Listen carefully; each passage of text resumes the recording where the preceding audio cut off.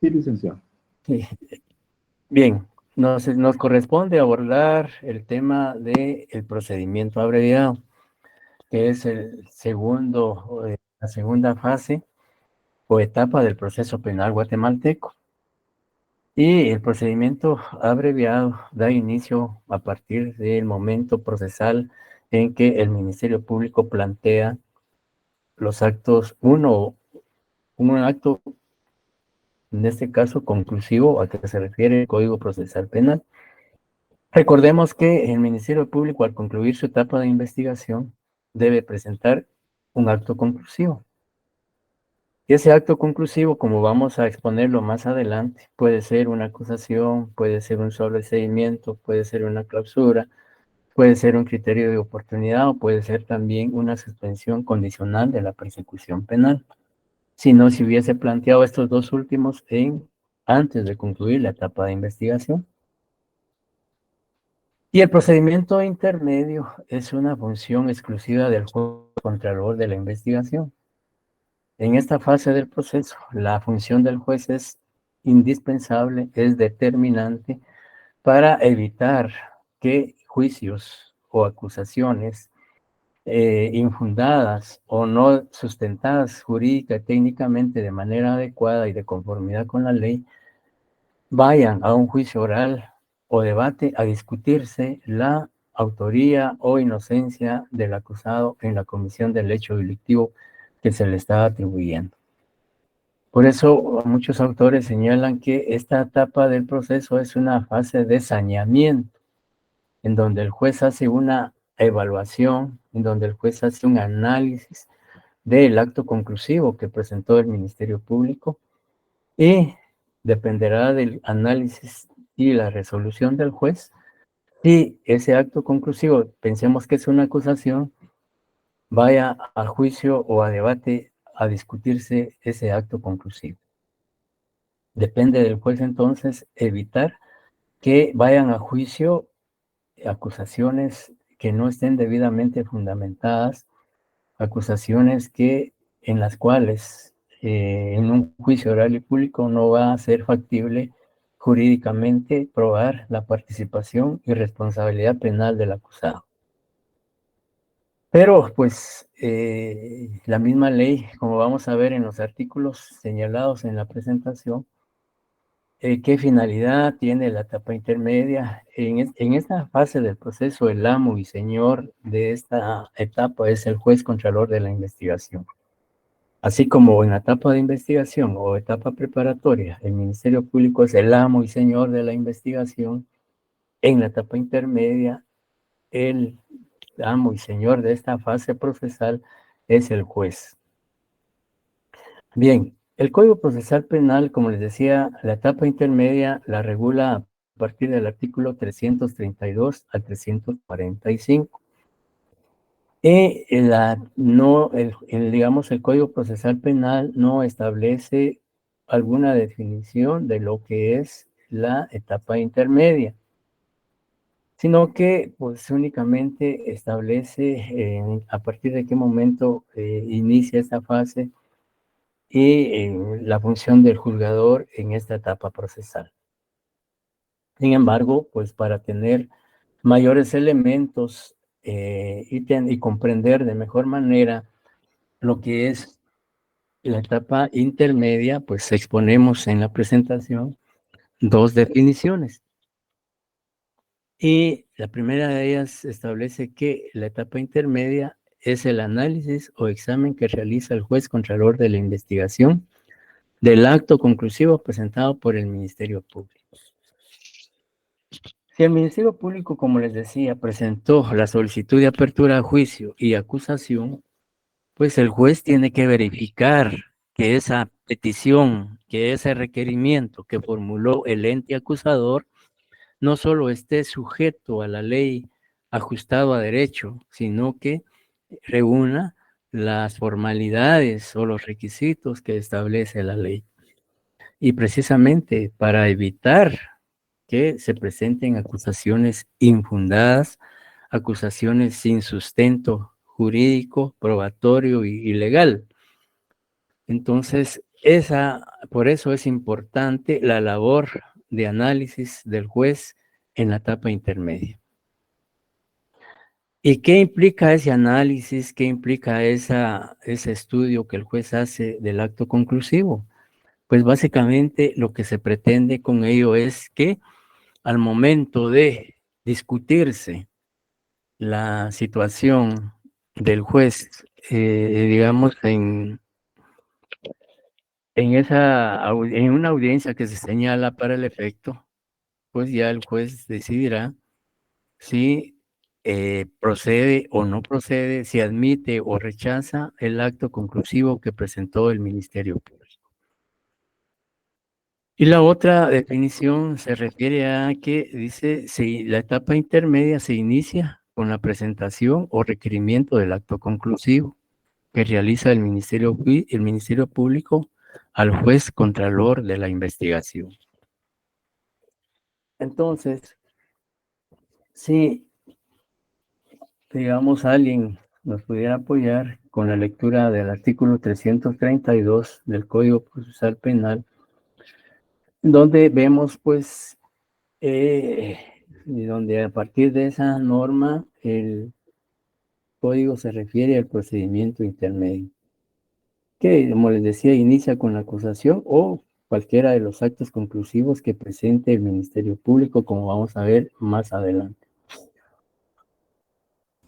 Se lo leo, licenciado. Buenas Por noches. favor. Muy bien. Artículo 332. Inicio. Vencido el plazo concedido para la investigación, el fiscal deberá formular la acusación y pedir la apertura del juicio. También podrá solicitar, si procediere, el sobreseimiento o la clausura y la vía especial del procedimiento abreviado cuando proceda conforme a este código. Si no lo hubiera hecho antes, podrá requerir la aplicación de un criterio de oportunidad o la suspensión condicional de la persecución penal. La etapa intermedia tiene por objeto que el juez evalúe si existe o no fundamento para someter a una persona a juicio oral y público por la probabilidad de su participación en un hecho delictivo o para verificar la fundamentación de las otras solicitudes del Ministerio Público. Gracias. Bien, como ustedes pueden apreciar de la lectura del artículo, en el artículo 332 claramente se establecen qué actos conclusivos debe presentar el Ministerio Público al concluir su investigación o al concluir la etapa preparatoria. En primer lugar, se refiere a formular acusación y la apertura a juicio. También él podrá plantear el sobreseimiento, la clausura provisional.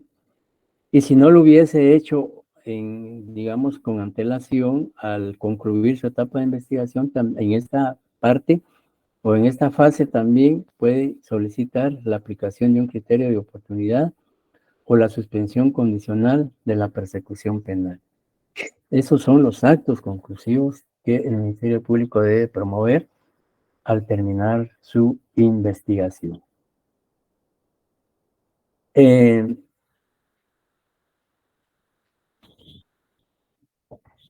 Sí, digamos, David Torres, ¿me escucha?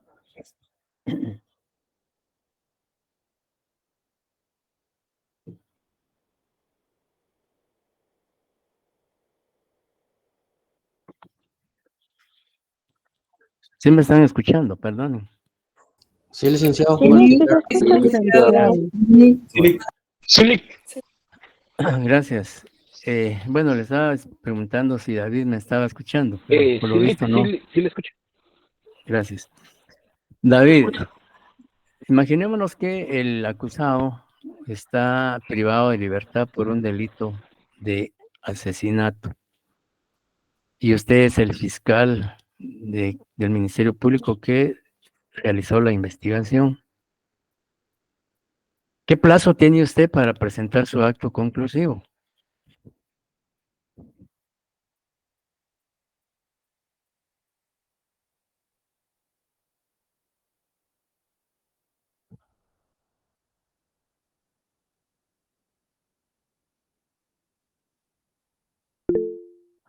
Elmer, diga Elmer. Según recuerdo, 3 meses, licenciado. 3 meses. Ujú. Muy bien. En efecto, 3 meses. A partir de que se dicta auto de prisión preventiva, el asesinato no goza de medida sustitutiva. Por ende, es imperativo que el juez decrete prisión preventiva contra el acusado. Y de acuerdo a la ley, ahora Elmer, dígame qué artículo es el que señala que debe hacerse dentro del plazo de 3 meses. Muy bien, licenciado, permítame porque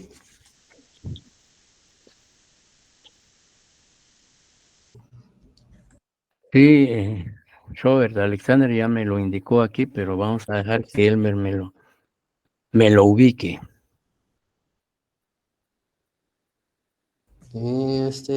permítame, Lee, no lo recuerdo bien, 300 algo. Permítame, Lee.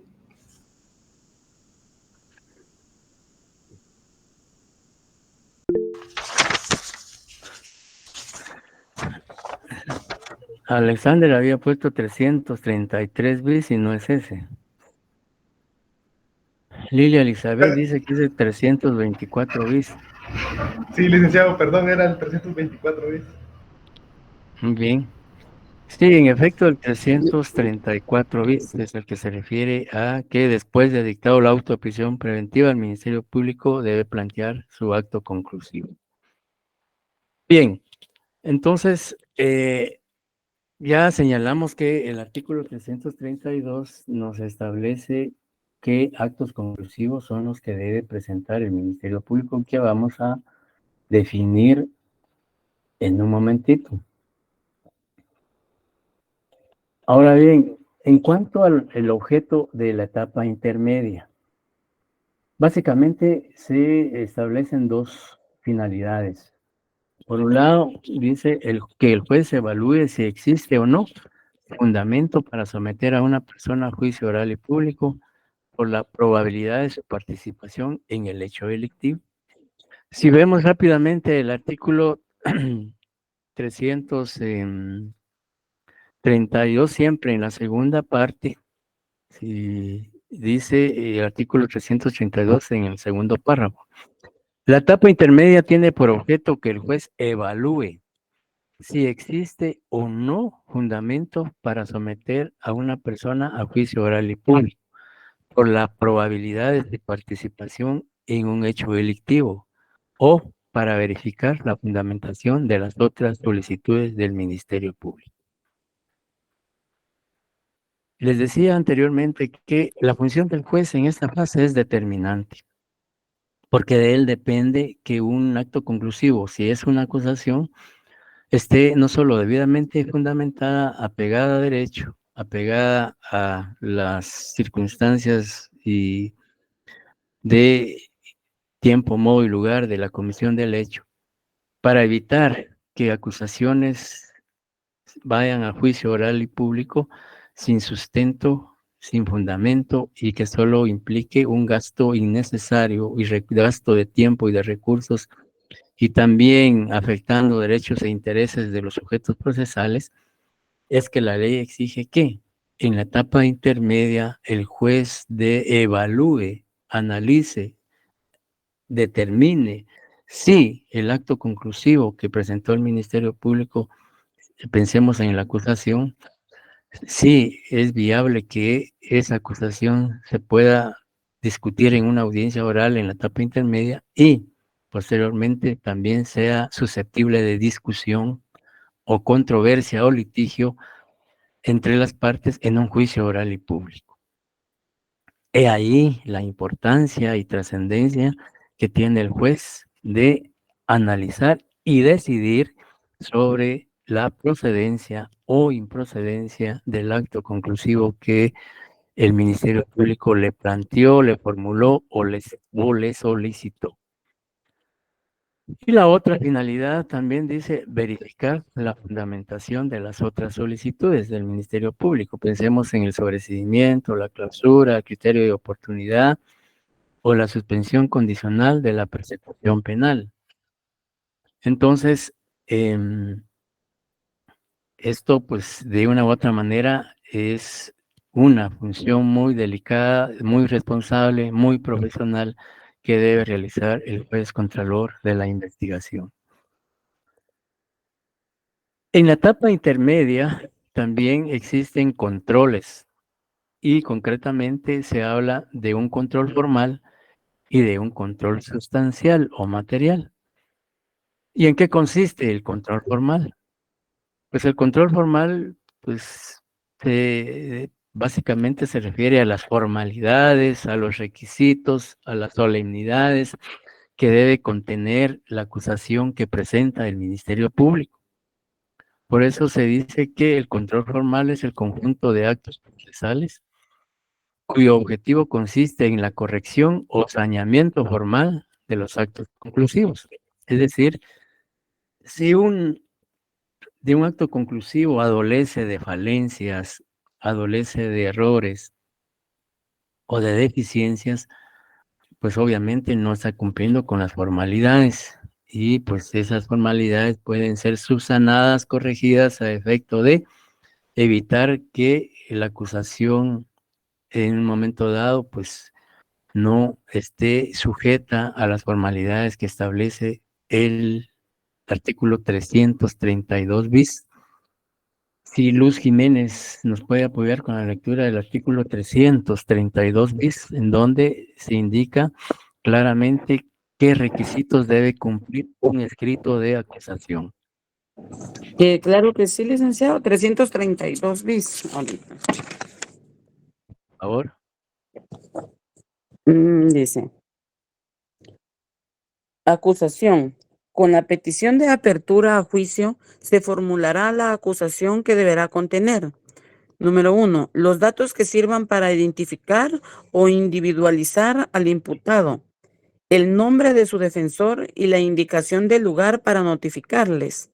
Número 2. La relación clara, precisa y circunstanciada del hecho punible que se le atribuye y su calificación jurídica. Número 3.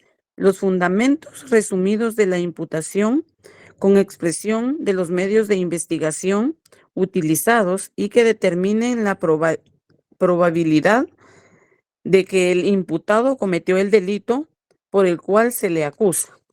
4. La calificación jurídica del hecho punible, razonándose el delito que cada uno de los individuos ha cometido, la forma de participación, el grado de ejecución y las circunstancias agravantes o atenuantes aplicables. Número 5. La indicación del tribunal competente para el juicio. El Ministerio Público remitirá al juez de primera instancia con la acusación las actuaciones y medios de investigación materiales que tenga en su poder y que sirvan para convencer al juez de la probabilidad de la participación del imputado en el hecho delictivo. Muchas gracias. ¿Está bien, licenciado?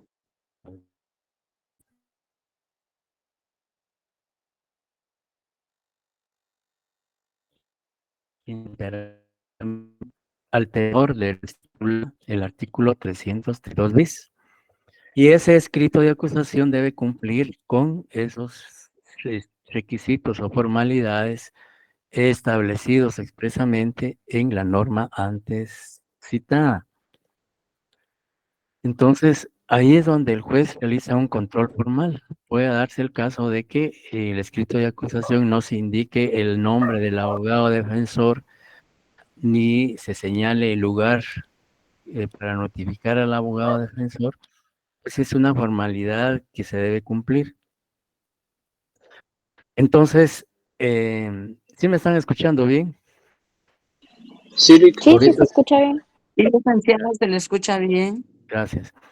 Bien, entonces les decía que si hay una omisión de uno de esos requisitos establecidos en el artículo 332 bis, pues ahí es donde el juez desarrolla un control formal a efecto de establecer que el escrito de acusación cumpla con esos requisitos.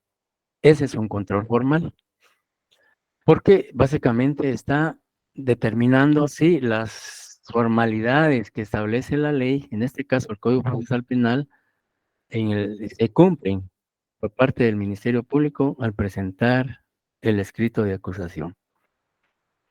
El control sustancial o material, dice, básicamente consiste en determinar si los actos conclusivos están fundados de conformidad con la ley, que no contengan vicios sustanciales, que los hagan inadmisibles, carecer de condiciones de fondo. Aquí no se analizan formalidades, sino aquí se analizan, como dicen, situaciones esenciales, elementales en una acusación que afecten el fondo del planteamiento, el fondo del requerimiento. Y un control sustancial, por ejemplo, es que el juez establezca que los hechos delictivos imputados al sindicado en el escrito de acusación sean precisos, concretos, claros y que contengan sobre todo los verbos rectores del delito o delitos que se le están imputando al acusado. Porque obviamente, digamos, sobre estos hechos que el Ministerio Público le está imputando al acusado, va a girar el derecho de defensa del acusado. Y también puede darse el caso, un control esencial es que la acusación presentada no esté sustentada con medios de investigación que acrediten la relación, la vinculación o la participación del acusado en los hechos delictivos. Eso sí afecta en el fondo, porque, por un lado, pues si no hay medios de investigación que demuestren o que acrediten la participación del acusado, pues eso afecta el fondo del planteamiento. Entonces, esa básicamente es los controles que el juez contralor, por eso se llama juez contralor de la investigación, porque aparte de controlar la investigación, ya en esta fase intermedia el juez es un contralor, tanto formal como sustancial, del acto conclusivo que presenta el Ministerio Público para decidir si lo acepta o lo admite o lo rechaza. Por eso decíamos que es importante que el juzgador de manera responsable, de manera técnica, de manera consciente y activa, haga un análisis del acto conclusivo. Ahora bien, ¿qué actos conclusivos debe presentar el Ministerio Público al concluir su investigación? De conformidad al artículo 332 bis, se habla en primer lugar de apertura a juicio y acusación. Claramente, aquí prácticamente nos podemos retrotraer al artículo 324 y que si alguien nos apoya con la lectura del artículo 324, solo para recordar algunos aspectos que ya habíamos analizado en sesiones anteriores. ¿Yo solo puedo leer, licenciado? Hágame favor, Carla. Artículo 324. Petición de apertura. Cuando el Ministerio Público estime que la investigación proporciona fundamento serio para el enjuiciamiento público del imputado, requerirá por escrito al juez la decisión de apertura del juicio. Con la apertura se formulará la acusación. Muchas gracias, Carla. Bien, claramente la ley dice que cuando el Ministerio Público estime que la investigación proporciona fundamento serio para el enjuiciamiento público del imputado, requerirá por escrito al juez la apertura del juicio y con ello la acusación. Y de acuerdo al planteamiento que hemos hecho en la presentación, la acusación debe entenderse como el requerimiento formal de la persecución penal que hace el Ministerio Público al juez contralor de la investigación contra el imputado, a quien se le atribuye la comisión de un hecho delictivo, por un lado. Por otro lado, también se dice que es un acto conclusivo por el cual el Ministerio Público formaliza la pretensión punitiva del Estado contra el procesado, por considerar que existe fundamento serio para someterlos a juicio oral y público. Cuando la ley habla de fundamento serio, se refiere concretamente a los medios de investigación con que cuenta el Ministerio Público y que respaldan, que fundamentan esa acusación.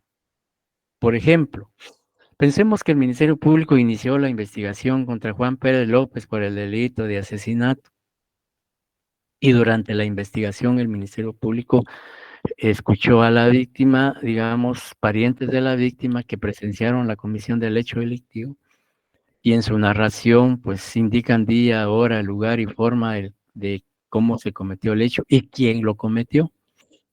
Pero además de la familia de las víctimas, también hay testigos presenciales, personas que se encontraban en la escena del crimen cuando ocurrió el hecho y que también son entrevistados y escuchados y narran también cómo acaeció el hecho delictivo y señalan directamente al acusado.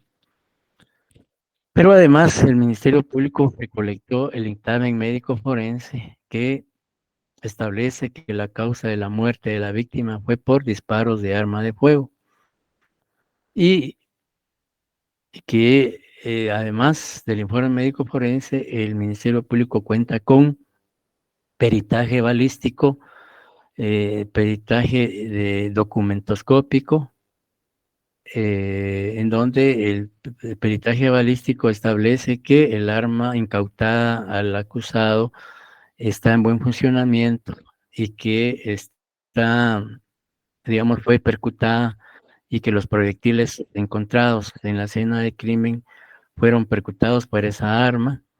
Está un informe del DIGECAM que dice que el arma está registrada a nombre del acusado. El informe dactiloscópico señala que al hacerse el análisis pericial se determinó que las impresiones dactilares en el arma corresponden al acusado.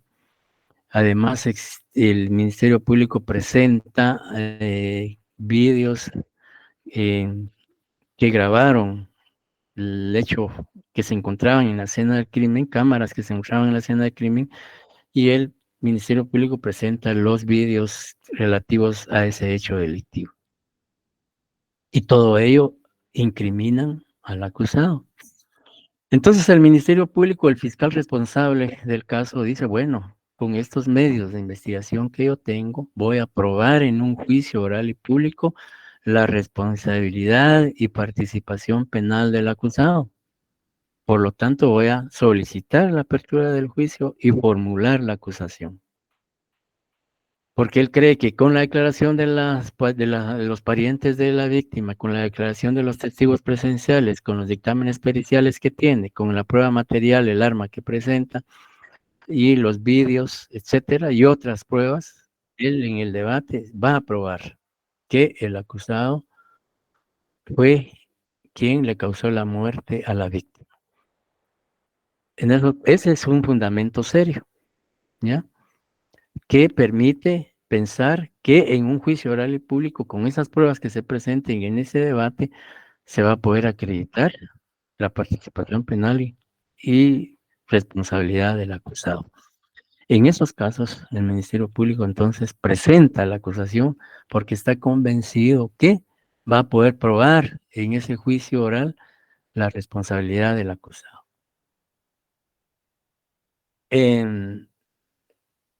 Eso es en cuanto a la acusación.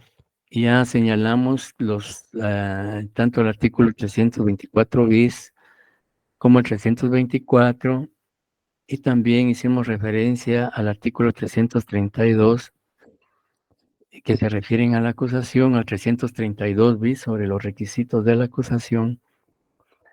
Y no sé si hubiese alguna pregunta o duda hasta el momento, pero no, para continuar con el desarrollo del tema. Acá pues ya, gracias. Ya señalamos el artículo 332 que se refiere a los requisitos del escrito de acusación. Ahora bien, cuando el Ministerio Público presenta acusación, la ley le permite que presente la acusación por otras alternativas. Una de ellas es que el Ministerio Público presenta acusación solicitando la aplicación del procedimiento abreviado.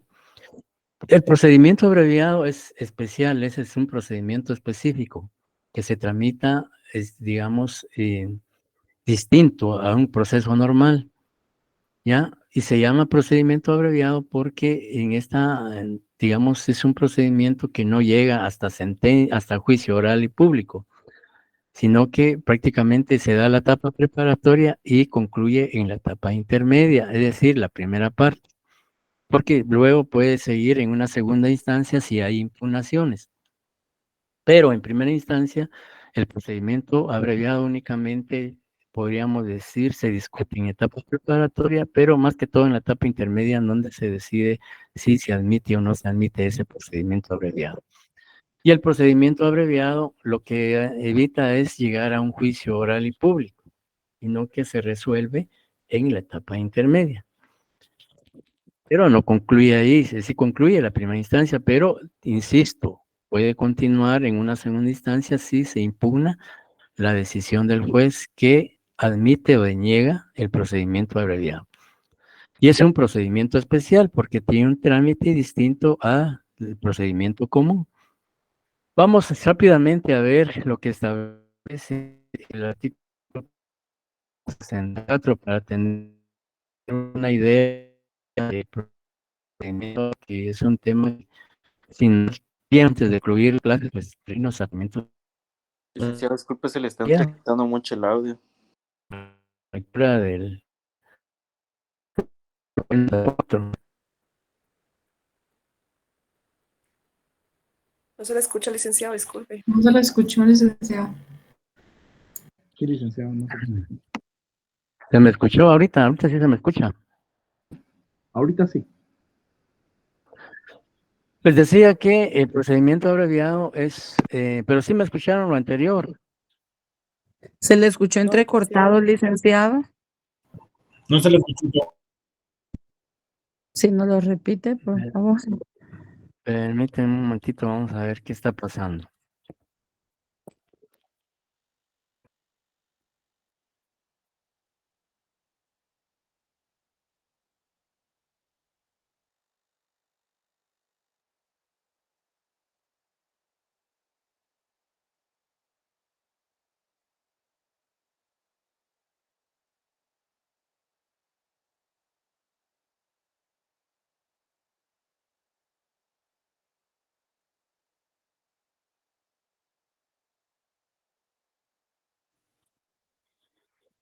¿Me escuchan ahorita? En este momento sí. Muy bien. Les decía que el Ministerio Público, al presentar la acusación, tiene otras alternativas que plantea la acusación y en donde hay opciones de solicitar circunstancias especiales, como por ejemplo el procedimiento abreviado, que es un procedimiento especial o específico, que tiene un trámite distinto al procedimiento común. Y decía que es un procedimiento abreviado porque se resuelve en primera instancia en la etapa intermedia. Es un procedimiento que no llega a debate, sino que se dicta sentencia en la etapa intermedia. Por eso es abreviado, porque se obvia una fase del proceso, que es el juicio oral y público. Y el artículo 464 establece qué requisitos exige la ley para que el Ministerio Público pueda plantear la acusación por la vía del procedimiento abreviado. Y le habíamos pedido ahí a Elmer si nos apoyaba con la lectura del artículo 464. Con mucho gusto, licenciado. Muy bien. Gracias. Artículo 464, admisibilidad. Si el Ministerio Público estimare suficiente la imposición de una pena no mayor a 5 años de privación de libertad o de una pena no privativa de libertad o aún en forma conjunta, podrá solicitar que se proceda según el título, concretando su requerimiento ante el juez de primera instancia en el procedimiento intermedio.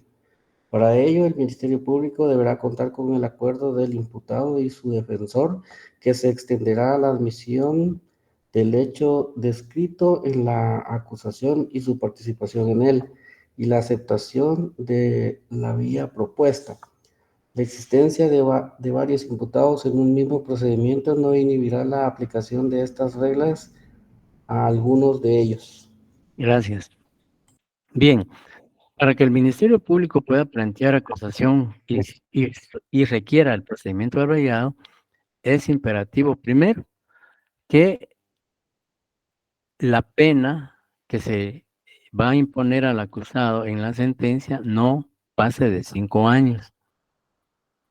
Segundo, que el acusado acepte los hechos y su participación en los mismos. Y también la anuencia de su abogado defensor, tanto la anuencia del acusado como el abogado defensor.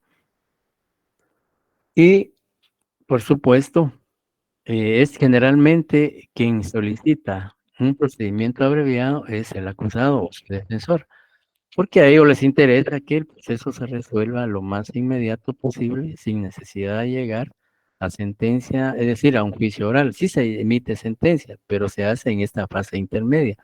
Generalmente la sentencia se dicta en un juicio oral y público, que es la tercera fase del proceso penal que vamos a ver la otra semana.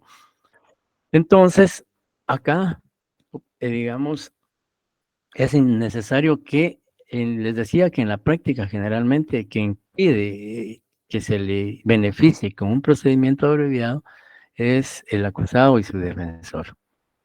Ya, pero para ello, pues, el delito o la pena que el Ministerio Público va a solicitar no pase de 5 años. Más que todo, este procedimiento es una negociación jurídica y técnica que se realiza entre el acusado, defensor y Ministerio Público. Ya el acusado le dice, mire, yo voy a aceptar los hechos, el haber participado en él y quiero que el Ministerio Público acuse y solicite un procedimiento abreviado. Y el Ministerio Público se compromete a no pedir una pena mayor de 5 años y pues hace el planteamiento y en una audiencia oral y pública de etapa intermedia se discute si procede o no procede. Luego de que, digamos, escuchar los argumentos de las partes, el juez tiene que dictar sentencia condenatoria o absolutoria, ¿ya? Pero además de que el acusado acepte los hechos, no es suficiente para condenarlo. Tendrá que haber pruebas que demuestren que sí participó. Porque si solo se consta en el proceso la aceptación del hecho por el acusado, pero no hay ninguna prueba, ni testimonial, ni documental, ni pericial, ni prueba material, etcétera, que lo relacione con el hecho, probablemente el juez dicte una sentencia absolutoria. Toda vez que la aceptación de los hechos no es ninguna garantía de obtener una sentencia condenatoria, porque no sería suficiente para condenar solo la declaración del acusado aceptando los hechos. Tiene que corroborarse esa, digamos, esa aceptación con las pruebas correspondientes. Y pues tanto el artículo 464 como 66 establecen los requisitos y el trámite. Además, la ley permite que el Ministerio Público, cuando presente la acusación, puede hacerlo solo solicitando solo la aplicación de una medida de seguridad y corrección contra el acusado. Es decir, que aquí no plantea una solicitud de pena, sino que solo aplicación de medida de seguridad. 484 al 487 establece también, este es un procedimiento específico. Si vemos rápidamente el artículo 484, que se refiere a la aplicación de medidas de seguridad, claramente dice que cuando el Ministerio Público, después del procedimiento preparatorio, estime que solo corresponde aplicar una medida de seguridad y corrección, requerirá la apertura del juicio en la forma y las condiciones previstas para la acusación y el juicio común, indicando también los antecedentes y circunstancias que motivan el pedido. Entonces, aquí solo el Ministerio Público presenta la acusación, la solicitud de apertura a juicio, pero, como les decía, no buscando una sentencia contra el acusado, sino únicamente aplicación de una medida de seguridad y corrección. Recuérdense que las medidas de seguridad las establece el Código Penal a partir del artículo 84 y en el 86 y las demás se establecen cuáles medidas de seguridad se pueden imponer al acusado. Y más que todo esto es por peligrosidad social, por enfermedad mental y otras circunstancias o digamos un reincidente, etcétera, etcétera. A partir del artículo 84, pues el Código Penal se refiere a las medidas de seguridad.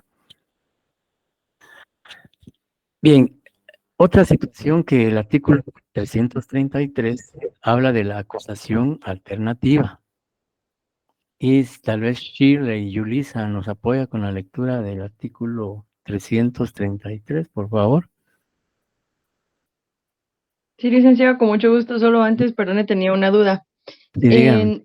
En esta etapa es donde podemos aplicar lo de la aceptación de cargos. La ley de aceptación de cargos establece varios momentos procesales. Se puede en la primera declaración, que en la primera declaración el acusado acepte los hechos. Puede también darse en la etapa intermedia, en la etapa del juicio, etcétera, y dependiendo en la etapa o en la fase en que el acusado acepte los hechos, así será la imposición de la pena. ¿Ya? Va de la mitad, tercera parte, cuarta parte, etcétera. Todo va a depender de la fase procesal en que el acusado acepte los cargos. Ok, gracias, licenciado. Artículo 333, me dijo, ¿verdad? Solo tal vez, perdón, solo agregarle algo más. Por eso muchos cuestionaban que, digamos, más que todo la ley de aceptación de cargos se refiere a las reformas que sufrió el Código Procesal Penal en cuanto a prácticamente adicionaron varios artículos que se refieren pues a la aceptación de cargos. Y muchos pues señalan de que tal vez era innecesario porque el procedimiento abreviado ya establece esa situación. La única diferencia es que la ley de aceptación de cargos ya establece varios momentos procesales en los cuales se puede aceptar los cargos y también la pena que se le puede imponer al acusado al aceptar los cargos dependiendo la fase procesal en que él se pronuncie aceptando los cargos. Solamente eso. Por favor, Shirley. Gracias, licenciado. Sí. Artículo 333, acusación alternativa. El Ministerio Público, para el caso de que en el debate no resultaren demostrados todos o alguno de los hechos que fundan su calificación jurídica principal, podrá indicar alternativamente las circunstancias de hecho que permitan encuadrar el comportamiento del imputado en una figura delictiva distinta. Muchas gracias. Realmente, de acuerdo al contenido del artículo 333, no digamos, tal vez no queda muy claro lo que es una acusación alternativa. Con un ejemplo vamos a ilustrar para que podamos comprender mejor en qué consiste la acusación alternativa y cuándo el Ministerio Público puede plantear una acusación alternativa, que es una facultad que le otorga el artículo 333. Pensemos que el Ministerio Público inició la investigación, siempre utilizamos el ejemplo de un asesinato. Puede ser otro delito, por supuesto, pero digamos, para cuestiones prácticas, pensemos en un asesinato. El Ministerio Público inició la investigación por asesinato. Al concluir su investigación, el Ministerio Público establece que no tiene pruebas o medios de investigación para poder demostrar el asesinato, porque no va a poder probar en el juicio oral y público la premeditación, si es por premeditación, si es por alevosía, si es por pago o recompensa, si es por ensañamiento, etcétera, que a pesar de que realizó la investigación, no, hasta el momento de concluir su investigación, no puede probar que hubo ensañamiento, por ejemplo, que es un agravante y que tipifica un asesinato. El Ministerio Público, entonces, al momento de presentar su acto, la acusación dice, bueno, en el debate yo no voy a poder probar el asesinato, pero sí voy a poder probar el homicidio. Entonces plantea su acusación alternativa por el delito de homicidio, por el delito de asesinato y por el delito de homicidio. Porque está convencido que no va a poder probar el asesinato en el juicio oral, pero sí va a poder probar el homicidio. Entonces, presenta alternativamente de esta forma su acusación. Entonces, y puede ser otro delito, pues puede ser un robo agravado, que no se va a poder robo agravado, pero sí el robo, puede ser un hurto agravado, pero no se va a poder probar el agravado, solo el hurto simple, etcétera. Entonces, eso hace que el Ministerio Público en un momento dado presente acusación alternativa. Sobre este artículo, pues ha existido mucha discusión e incluso pues se cuestiona de que no debería haberse regulado esta circunstancia, porque el Ministerio Público debe estar seguro de primero, pues realizar una investigación eficiente, una investigación sólida, una investigación técnica, jurídica y probatoria bien sustentada al momento de plantear un acto conclusivo. Porque muchos dicen que presentar una acusación alternativa implica debilidad, implica inseguridad y falta de certeza jurídica en el Ministerio Público, porque no está seguro de que, digamos, de si es asesinato, es homicidio, etcétera. Por lo tanto, pues no debería pues de darse esta situación. Sin embargo, la ley lo regula y yo creo que me atrevo a decir que hoy en día en la práctica no es muy usual que se presenten acusaciones alternativas. De que sí, se han planteado, pero no creo que sea muy frecuente, muy recurrente, sino que posiblemente en casos muy eventuales. ¿Sí me entendieron o queda claro lo de acusación alternativa? Sí, licenciado, muchas gracias. Bien, entonces luego encontramos en el artículo 326 la orden de acusación. Y el artículo 326 le da la facultad al juez contralor de la investigación de ordenarle al Ministerio Público acusar cuando el Ministerio Público ha presentado un sobreseimiento o una clausura provisional y que a criterio del juez no procede sobreseer el caso, no procede clausurar el caso y por lo tanto ordena al Ministerio Público para que presente la acusación. Que a juicio del juez sí existe fundamento serio para llevar al acusado a un debate oral y público donde se discuta su participación y responsabilidad penal o inocencia. Y claramente el artículo 326 dice, examinadas las actuaciones, si el juez rechaza el sobreseimiento o la clausura del procedimiento pedido por el Ministerio Público, ordenará que se plantee la acusación. La resolución obligará al Ministerio Público a plantear la acusación.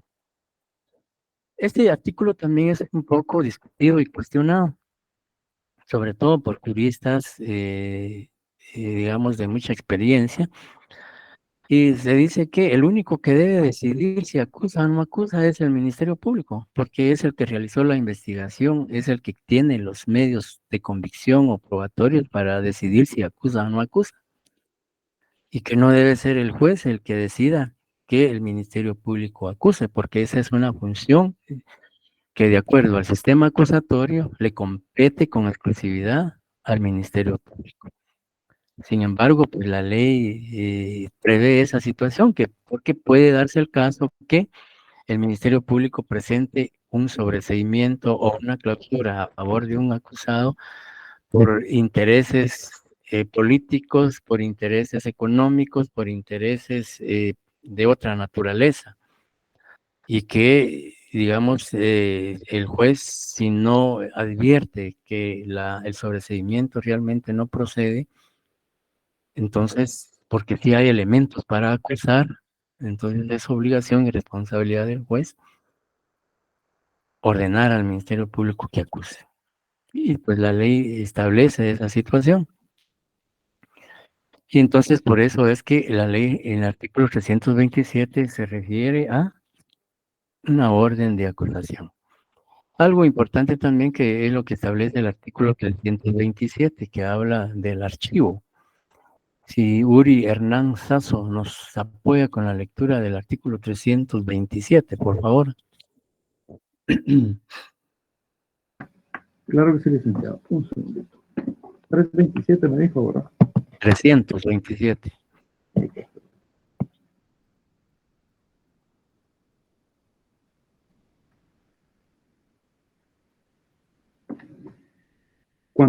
Artículo 327. Archivo. Cuando no se haya individualizado al imputado o cuando se haya declarado su rebeldía, el Ministerio Público dispondrá por escrito el archivo de las actuaciones, sin perjuicio de la prosecución del procedimiento para los demás imputados. En este caso, notificará la disposición a las demás partes, quienes podrán objetarla ante el juez que controla la investigación, indicándole los medios de prueba practicables o individualizando al imputado. El juez podrá revocar la decisión indicando los medios de prueba útiles para continuar la investigación o para individualizar al imputado. Gracias. El artículo 327 exige dos supuestos para que el Ministerio Público pueda archivar un proceso. Uno, que no se haya individualizado al imputado, es decir, que se desconozca su identificación. Se ignora quién es el imputado, quién fue la persona que cometió el hecho delictivo.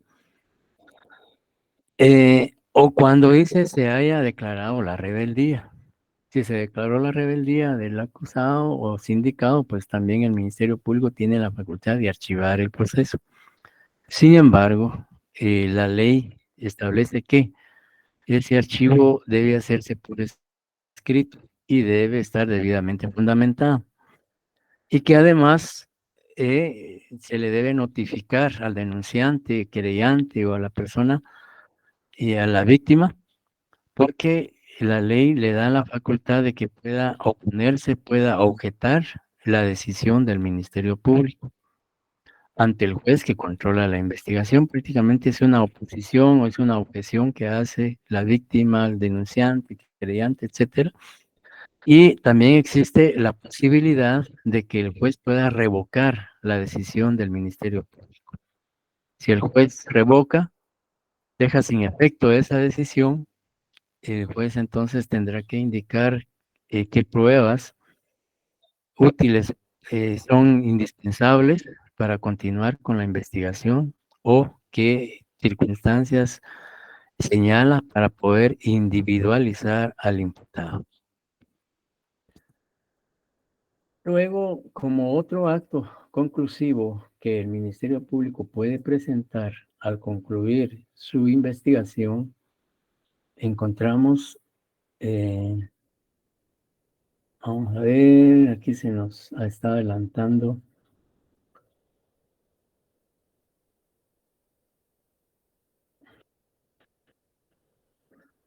Como que no quiere correrla.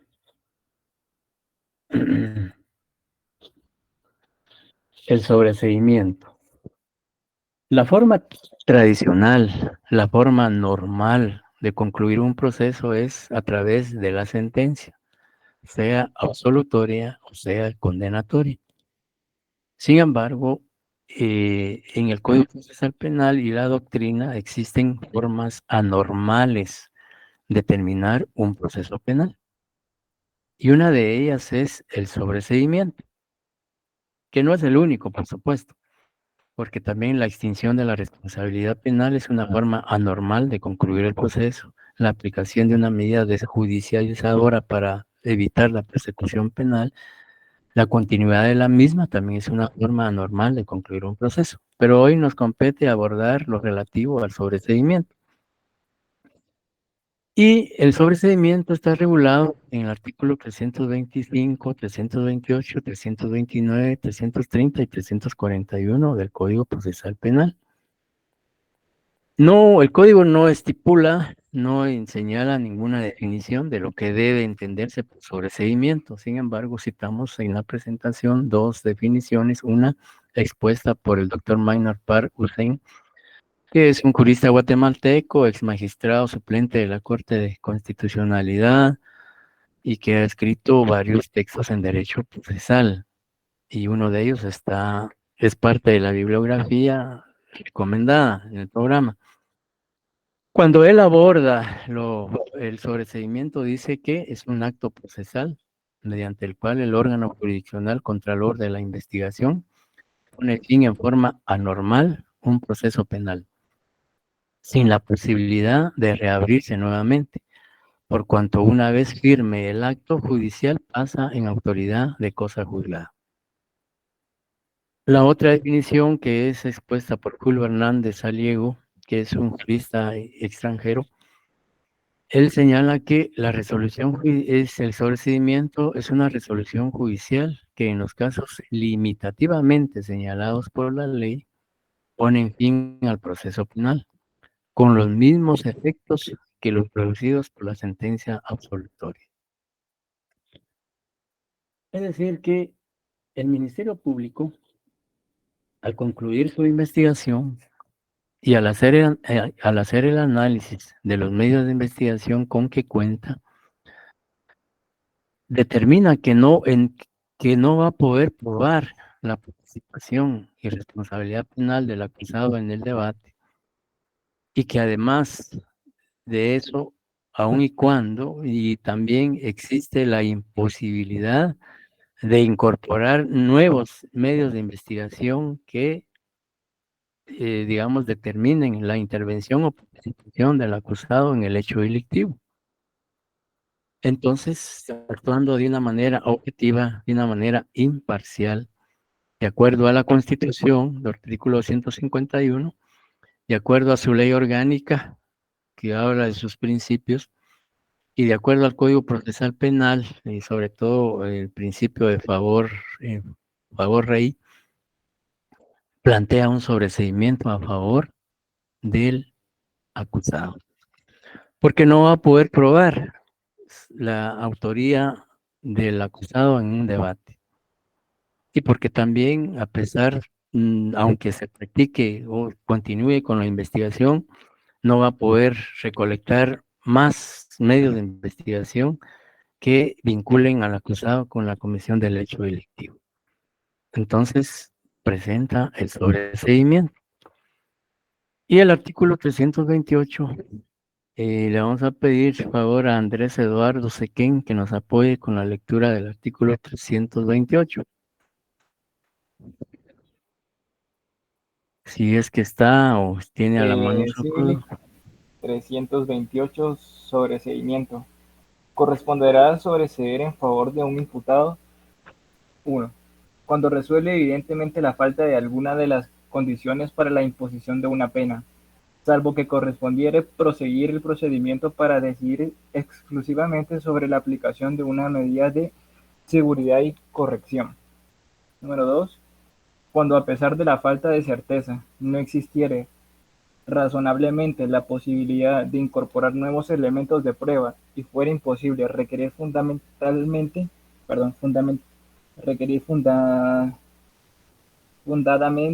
la apertura del juicio. Gracias. Bien. Plenamente la ley dice en el primer numeral, cuando resulte evidente la falta de alguna de las condiciones para la imposición de una pena. ¿Qué se requiere para que una persona pueda ser condenada de la comisión de un hecho delictivo? Alicia Morales, si usted como juez, ¿qué debe tomar en cuenta para poder sancionar o aplicarle una pena al acusado? ¿Qué aspectos legales debe tomar en consideración?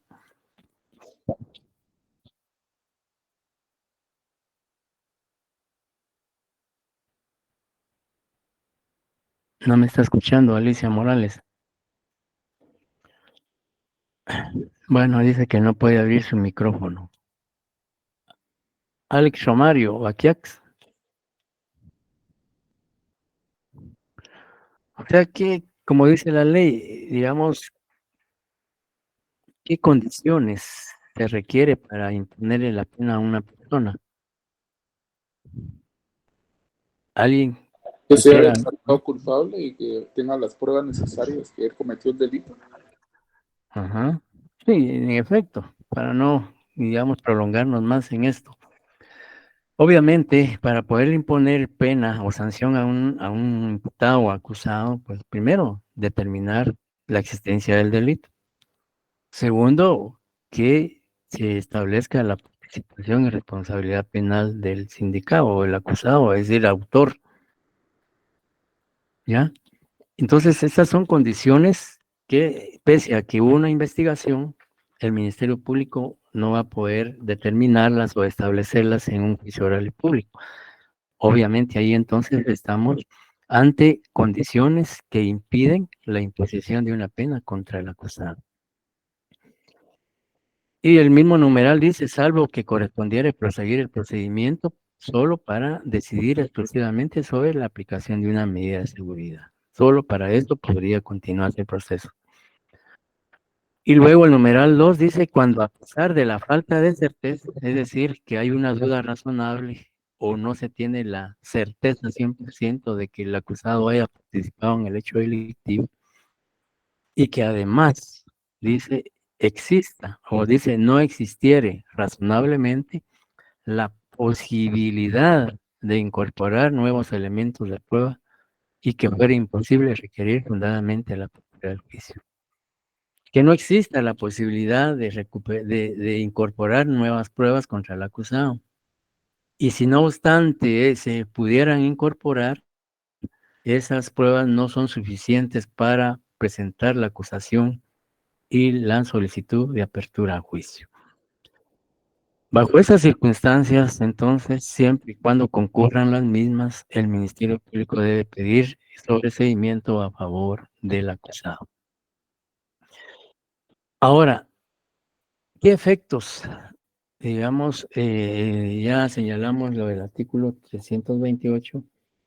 Ahora veamos lo que establece el artículo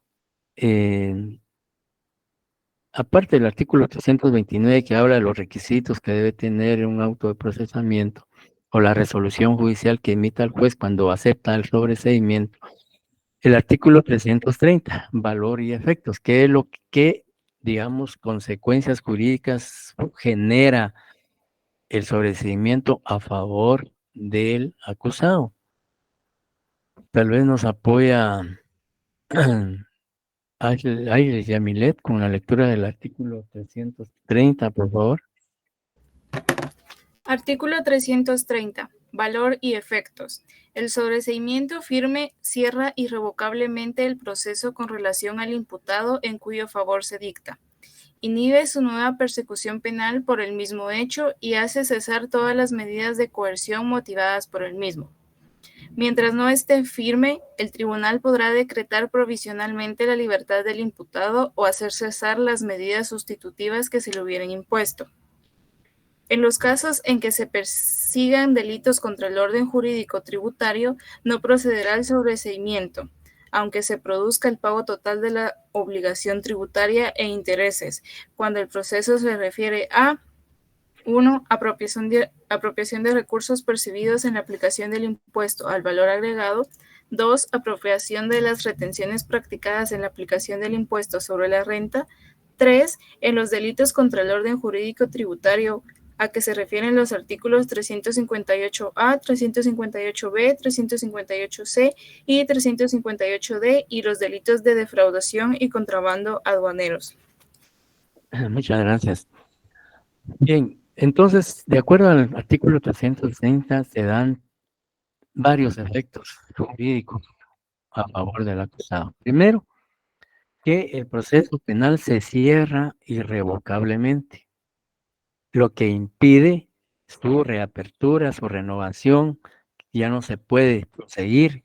Una vez dictado el procedimiento, el sobreseimiento, no puede continuar ese proceso en contra del acusado.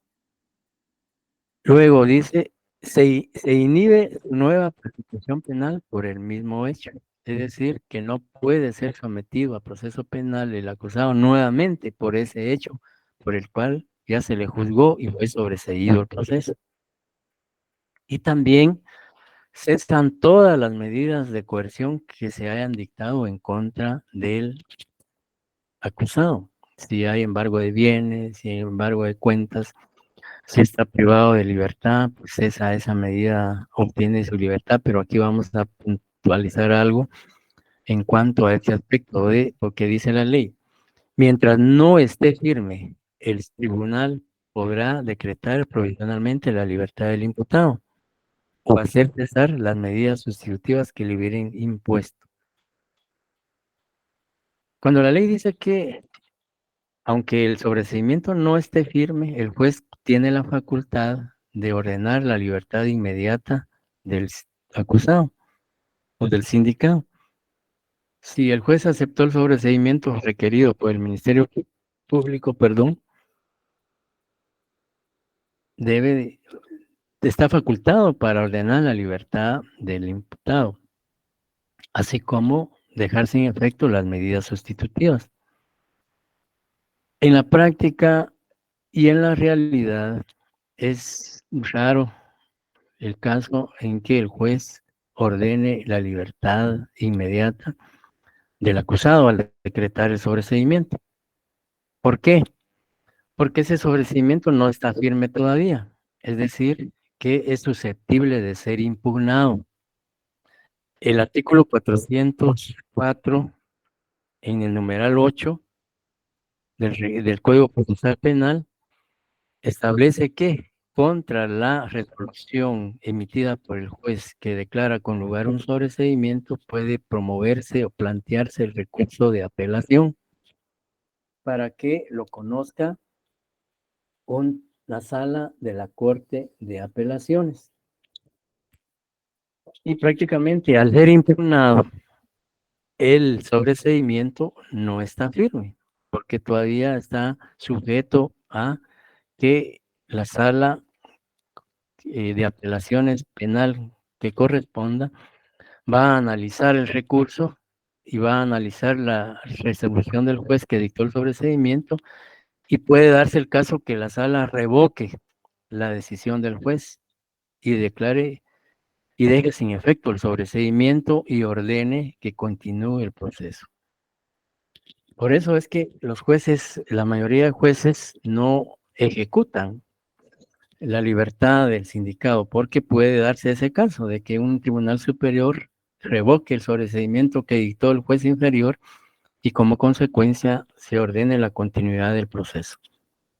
¿Y qué pasa? Puede darse el caso que el acusado se dé a la fuga, ya no sea habido o localizado, porque se fue del país, evadió su responsabilidad, etcétera. Y entonces prácticamente el proceso penal ya no podría continuarse en tanto él no aparezca. Obviamente se declarará su rebeldía, etcétera, etcétera. O en ese caso, pues sencillamente hasta que él pudiera ser habido o ser detenido nuevamente, pues continuará el proceso. Entonces, esa es una de las razones por las cuales los jueces no se arriesgan a ordenar la libertad inmediata, sino prefieren que si no hay impugnación, pónganle que pasan los 3 días que el plazo que la ley establece a las partes para que puedan apelar. Al 8º día, 5º día no hay recurso planteado, entonces ya el juez puede ordenar la libertad del acusado porque ese sobreseimiento ya quedó firme. Pero por el contrario, si hay impugnación, pues ese sobreseimiento no está firme porque va a ser analizado por un tribunal superior y, como les decía, puede hacer que revoque, o también puede darse la otra situación que la sala confirme la resolución del juez, es decir, confirme el sobreseimiento decretado a favor del acusado, y entonces ahí sí ya procede. Bueno, y aún así no procede porque todavía hay digamos, ahí la sala pues podría considerar si otorga o no libertad, o pudiera ser que no, porque puede decir de que todavía está susceptible de más recursos y por lo tanto pues no está firme. Entonces queda firme hasta que ya no haya recurso pendiente que pueda plantearse contra esa decisión judicial. Y entonces esos básicamente son los efectos del sobreseimiento. Otro acto que el Ministerio Público puede solicitar, otro acto conclusivo que el Ministerio Público puede solicitar es la clausura provisional. Y la clausura provisional, pues tanto el artículo 325 como el artículo 331 se refieren a la clausura provisional. El artículo 325 claramente dice, si el Ministerio Público estima que no existe fundamento para promover el juicio público del imputado, solicitará el sobreseimiento o la clausura provisional. Con el requerimiento remitirá al tribunal las actuaciones y los medios de prueba materiales que tenga en su poder. ¿Y qué es la clausura provisional o qué debemos entender como tal? En primer lugar, se dice que es un instituto jurídico procesal que permite la incorporación de medios de investigación por parte del Ministerio Público con posterioridad al vencimiento del plazo del procedimiento preparatorio. Por ejemplo, para comprender mejor lo que es una clausura provisional. La clausura provisional es que el proceso penal provisional y temporalmente se suspende su trámite. Por ejemplo, pensemos que el Ministerio Público presentó, es decir, concluyó la etapa preparatoria, su investigación por un delito de homicidio, y que como parte de esa investigación, pues realizó peritajes o solicitó peritajes. Y pensemos que se dio el caso que solicitó peritajes de una especialidad que no tiene el INASIF y que fue necesario solicitar apoyo internacional, cooperación o ayuda mutua en materia penal a otros estados o países, y que pensemos que se pidió un peritaje que no es factible realizar en Guatemala, que puede realizarse en Estados Unidos, México, España, qué sé yo, y esos peritajes, esos informes o el resultado de esos peritajes no llegaron a tiempo y que se le venció el plazo al Ministerio Público para presentar su acto conclusivo. Y que esos peritajes son determinantes, son indispensables para el esclarecimiento de la verdad y determinar la participación y responsabilidad penal del acusado y la existencia del delito. Como no vinieron a tiempo y se le agotó el plazo que la ley establece, los 3 meses que la ley establece al Ministerio Público para presentar su acto conclusivo, no puede acusar porque es importante que existan esos peritajes. Y tampoco puede sobreseer porque sí tiene elementos para, en un momento dado, presentar acusación. Pero con ese momento, al vencerse el plazo, no lo podía hacer porque estaban pendientes de incorporarse esos peritajes. Entonces, ¿qué decide el Ministerio Público? Pues decide plantear una clausura provisional para que el proceso penal se, digamos, por decirlo así, se suspenda temporalmente en tanto llegan estos informes periciales y puedan ser incorporados al proceso. Allí hay una clausura provisional, es decir, no sobreseyó, pero tampoco se acusó. Entonces, la opción es clausurar provisionalmente para poder incorporar con posterioridad digamos, esos medios de investigación que hacen falta. Pudiera darse el caso también que la víctima del delito durante la etapa preparatoria no pudo ser localizada y no declaró, no fue entrevistada por el Ministerio Público en relación al hecho delictivo.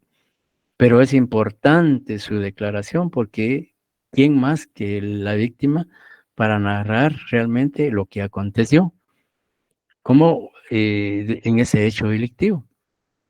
Entonces, porque la víctima pudiera estar fuera del país y que pues no se sabe cuándo regresa y que el Ministerio Público pues se le venció el plazo también y tenía que acusar o sobreseer, pero no podía ninguna de esas formas. Entonces tuvo que clausurar, esperando que cuando la víctima regrese, pues pueda ser entrevistada y luego incorporar su declaración al proceso y reabrirlo y continuarlo. A eso se refiere la clausura provisional, que es un acto conclusivo también que el Ministerio Público debe plantear si procede por las razones que establece el artículo 325. Y el artículo 331 se refiere también a lo que es la clausura. Si alguien nos pudiera apoyar con la lectura del artículo 331. Yo se lo puedo leer, licenciado. Hágame favor, Carlos. Artículo 331, clausura provisional. Si no correspondiere sobreseer y los elementos de prueba resultaren insuficientes para requerir la apertura del juicio, se ordenará la clausura del procedimiento por auto fundado, que deberá mencionar concretamente los elementos de prueba que se espera poder incorporar. Cesará toda medida de coerción para el imputado a cuyo respecto se ordena la clausura. Cuando nuevos elementos de prueba tomen viable la reanudación de la persecución penal para arribar a la apertura del juicio o al sobreseimiento, el tribunal, a pedido del Ministerio Público o de otra de las partes, permitirá la reanudación de la investigación. Muchas gracias. Bien, claramente el artículo 331 dice cuándo debe proceder la clausura y si el juez la admite, pues debe emitir una resolución fundada en donde establezca los medios de prueba que se tienen que incorporar. Y además, el efecto de la clausura provisional es que cesan todas las medidas de coerción también para el imputado. Y si él está privado de libertad, pues aunque aquí no dice si está firme o no está firme, como en el sobreseimiento, el juez puede ordenar la libertad. Aunque también está sujeto a que en un momento dado se impugne la clausura y pues no se ordene la libertad si es que está privado de libertad. Pero generalmente aquí en las clausuras sí,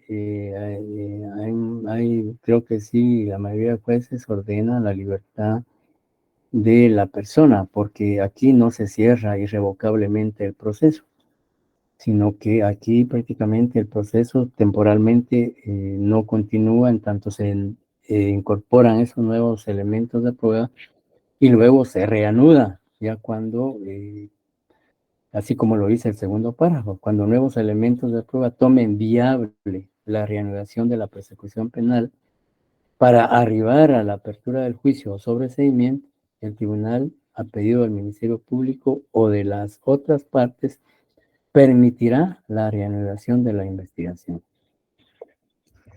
Entonces, está esa posibilidad pues, de continuar. ¿Qué diferencia habrá entonces en una clausura provisional y sobreseimiento? El sobreseimiento termina de una vez la persecución penal y en la clausura provisional puede seguir el sobreseimiento o pueden seguir un auto de procesamiento, ¿no? ¿Un auto de qué? Puede seguir la investigación. Sí, aquí pues el proceso continúa. En uno ya no se puede reabrir por el mismo hecho, ¿no? Por supuesto. Y acá pues se reapertura el proceso, que es una suspensión temporal. En cambio, en el sobreseimiento es una suspensión definitiva. Otra diferencia, licenciado, pensó que podría ser tal vez también que en una todavía se esperan como, por decirlo así, medios de prueba, ¿verdad? Para acusar al imputado y en cambio en el otro pues ya, digamos así, no, ya no se encontraron Ya más no hay pruebas. posibilidades. Ujú. Sí, en cierto modo, ¿verdad? Porque aquí, pues sí se pidieron durante la investigación se diligenciaron esas peritajes, pero no llegaron a tiempo y se pueden incorporar. En cambio, en el favorecimiento, pues pese a que podría existir la posibilidad, dice la ley, no existiera razonablemente la posibilidad de incorporar nuevos elementos, ¿verdad? Entonces, aquí esa también puede ser una diferencia. Elmer. Sí, licenciado, una duda con relación a la clausura provisional. ¿Existe algún artículo donde establezca tiempos o queda a criterio del juzgador? A criterio del juzgador. Antes de la reforma del Código Procesal Penal, sí, la ley establecía un periodo, creo que era de un año, que había que esperar para que se reanudara el proceso. Hoy, en cuanto el Ministerio Público recabe y tenga en su poder esos elementos pendientes, debe solicitar la reapertura. Y si no lo hace el Ministerio Público, la ley faculta que lo hagan los otros sujetos procesales. El juez prácticamente podrá, cuando sobre todo acá en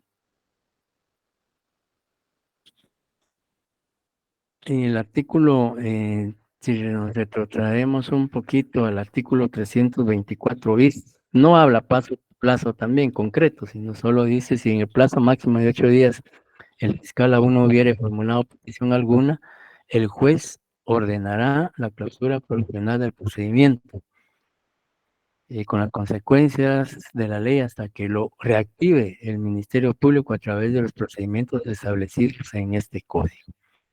Tampoco habla de plazo, pero si el juez clausura, debe establecer un plazo razonable, es decir, que puede ser 1 mes, 2 meses, todo dependerá de los medios de prueba que estén pendientes de incorporar. Y el Ministerio Público lo debe también pedir la reapertura inmediatamente, de tener o haber incorporado los medios de prueba que estaban pendientes. Muy bien, licenciado, gracias. Bien, otra forma de otro acto conclusivo que también el Ministerio Público puede plantear al momento de terminar la etapa preparatoria es el criterio de oportunidad, que está regulado en el artículo 25 al 25 quinques. Y también la suspensión condicional de la persecución penal en el artículo 27. Generalmente, bueno, tanto el criterio de oportunidad como la suspensión condicional de la persecución penal son medidas desjudicializadoras, es decir, son medidas alternas de solución de conflictos penales. Y a partir del artículo 25 se establece los requisitos para otorgar un criterio de oportunidad. Y a quienes no se les puede otorgar un criterio de oportunidad, en qué delitos se puede otorgar un criterio de oportunidad, etcétera. Y más que todo, el criterio de oportunidad se plantea para evitar la persecución penal en delitos en que la ley permita el acuerdo entre las partes, en delitos culposos, por ejemplo, en un hecho de tránsito en donde la persona que tuvo responsabilidad de la colisión reconozca los daños causados al vehículo, reconozca el pago de las consultas, medicina, etcétera, del afectado, y el afectado acepte esa transacción o ese convenio, llegan a un acuerdo, dicen, bueno, por un lado la víctima satisfizo con gastos y la reparación de los gastos, etcétera, a la víctima, y la víctima se da por satisfecha de los pagos, etcétera. Entonces llega a un arreglo y no tiene sentido entonces continuar con el proceso penal cuando las partes ya están de acuerdo en solucionar el problema y que tanto la víctima como el imputado quedan satisfechos del convenio, del arreglo en que llegaron. Por supuesto, es un arreglo legal, no es un arreglo arbitrario fuera de la ley, sino que la ley permite que se den estos casos en delitos menos graves, en delitos culposos, etcétera, etcétera. Y más adelante, pues, vamos a analizar las medidas desjudicializadoras. La suspensión condicional de la persecución penal es un beneficio también que se le otorga al sindicado de suspender la persecución penal bajo ciertas condiciones, es decir, se le imponen condiciones para poder otorgarle la suspensión de la persecución penal. Es decir, que el proceso ya no siga en su contra, pero él tiene que sujetarse a las condiciones que establece el juez, y si las quebranta o las viola, pues entonces se le revoca ese beneficio y se continúa con el proceso. Nos correspondería sobre todo abordar lo relativo a lo que es ya en sí el desarrollo de la audiencia, de la etapa intermedia, las facultades que tienen las partes en esa audiencia, etcétera. Todo esto, pero obviamente no lo vamos a concluir porque son varios aspectos los que hay que abordar, Por lo tanto, entonces, dejamos únicamente aquí en lo que es la clausura provisional, criterio de oportunidad y la suspensión como actos conclusivos, ¿ya? Resumiendo entonces, Andrés Eduardo, ¿cuáles son los actos conclusivos que puede presentar el Ministerio Público?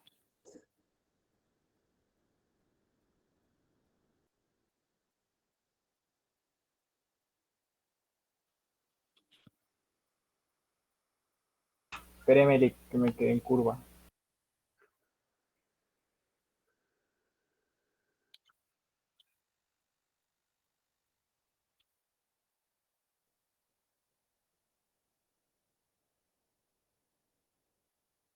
Uri Hernán Sasso.